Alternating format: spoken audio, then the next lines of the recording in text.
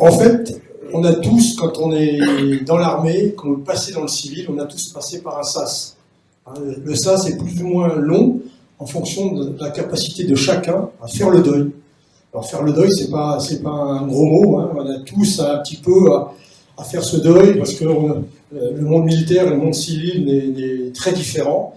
Ça ne veut pas dire qu'on ne peut pas s'éclater dans le civil, mais il y a besoin de faire le deuil. Après, on a besoin de briser l'isolement, ça a été précisé plusieurs fois.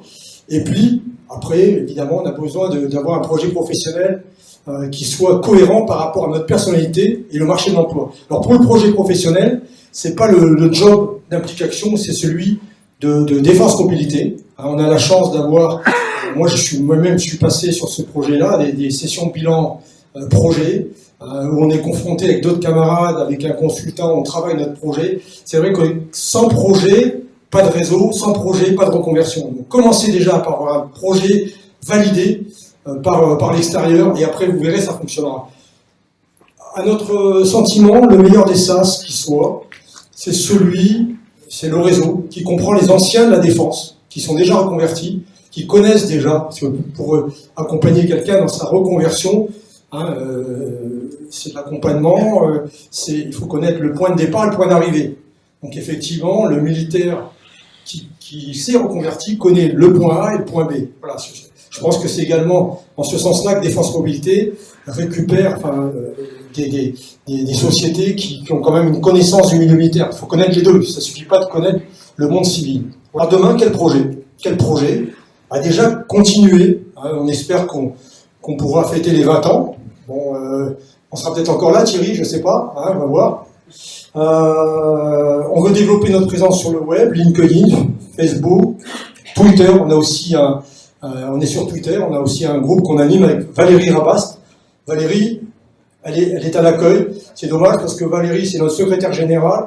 Donc c'est elle qui fait toute la coordination des groupes de garçons. C'est pas toujours facile, mais elle s'en sort très bien. Valérie, ce qui est intéressant, c'est que c'est une réserviste citoyenne et elle anime le groupe de Lorient. Parce que toute la réserve fait partie intégrante de l'application. Donc on peut être d'active, réserve opérationnelle ou citoyenne. Un réserviste fait partie de l'application parce qu'il connaît les deux milieux. Voilà. Au niveau d'application, nous avons 3 réservistes citoyens. Voilà. Nous avons aussi un CRED. Quelqu'un parlait de socle. Il faut pérenniser les groupes régionaux actuels. Il faut se méfier des groupes qui démarrent très rapidement et puis qui derrière, après, il n'y a plus personne pour suivre. On a 2 exemples concrets. On avait 2 groupes qui avaient énormément d'activités, c'est Toulouse et Strasbourg. Les animateurs se sont investis quelques années, et sont retournés. Personne n'a pris la suite et donc le groupe de Toulouse enfin retrouve un animateur. Par contre, on est en recherche d'un animateur parce qu'il nous faut identifier quelqu'un. Les Défense Mobilité nous dit quel est le point de contact à Toulouse. Je vais pas à Strasbourg, à Toulouse, je vais pas dire c'est une équipe.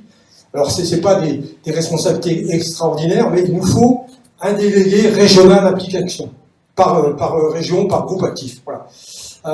En ouvrant de nouveau, pour qu'un groupe naisse, il faut qu'il y ait suffisamment d'implicateurs et d'implicatifs, et il faut surtout qu'il y ait des gens qui veuillent l'animer. Voilà. Et après, on l'a déjà dit, je le répète à nouveau, on souhaite développer nos services, parce qu'on a déjà cette population qui a rejoint l'association vers les MDR, les militaires du rang, qui s'engagent pour des périodes courtes, ça peut être 5-8 ans, qui enchaînent quand même les missions en OPEX ou Sentinelle, et en fait, ils n'ont pas forcément de réseau, ils vont pas forcément utiliser le réseau, mais nous, notre réseau peut leur être utile. C'est en ce sens-là qu'on peut les aider. Voilà. Alors, effectivement, les conjoints, parce qu'il y a des femmes et des épouses, donc ça, par contre, il faut qu'on ait certaines conjointes ou épouses qui nous rejoignent pour qu'on puisse vraiment créer cette dynamique. Et puis, les blessés en service ou en opération qui ont quitté l'institution, dans la mesure où certains peuvent effectivement travailler dans le civil. Voilà, c'est pas le cas de tous, mais ceux qui peuvent travailler, notre réseau est à leur disposition. Est-ce qu'il y a des questions à poser? On a 8 minutes pour les questions. Donc je me présente déjà, Maxime Chantraine, je représente le groupe Lano Sécurité. Je suis un ancien aussi de l'Institut sur la période très courte 2004-2006 aux USC. Effectivement, j'ai écouté vos différents discours, effectivement la reconversion est un réel problème, même concernant la région parisienne. Ma question était, est la suivante. Au niveau de l'implication, ça regroupe l'ensemble des armes du coup. L'ensemble des catégories, ça va du caporal au général 4 étoiles. On n'a pas encore eu de général 5 étoiles, je pense qu'ils auront suffisamment de réseau pour se débrouiller eux-mêmes. Oui, c'est l'ensemble des armées, c'est interarmées, voilà, c'est la communauté de la défense. Voilà, la communauté de la défense, c'est la famille militaire avec les épouses et les réservistes. Oui, pourquoi? Non, bah, je pose la question puisque par exemple, j'ai des confrères qui sont dans la sécurité. Donc on a l'aspect sûreté, on a l'aspect aussi sécurité incendie. Et nos frères d'armes côté armée de l'air sont déjà formés par exemple sur la partie sécurité incendie, ce qui est un enjeu non négligeable dans la reconversion civile au sein des différentes sociétés privées. Ouais. Ok, merci. Alors effectivement, quand on a la chance d'avoir des formations incendie, vous savez, les gens de la BSPP, on n'a pas besoin de les accompagner. Hein. Bon, les gens de la BSPP, ils trouvent du travail sans problème.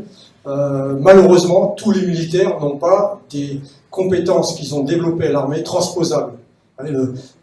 L'officier supérieur ou le sous-officier supérieur qui est généraliste, commandant second, qui a terminé comme chef de section, pour le sous-officier, chef de section, lui, il faut qu'il fasse un vrai projet professionnel. Voilà, pas d'autres questions? Bon, ben, on va peut-être continuer.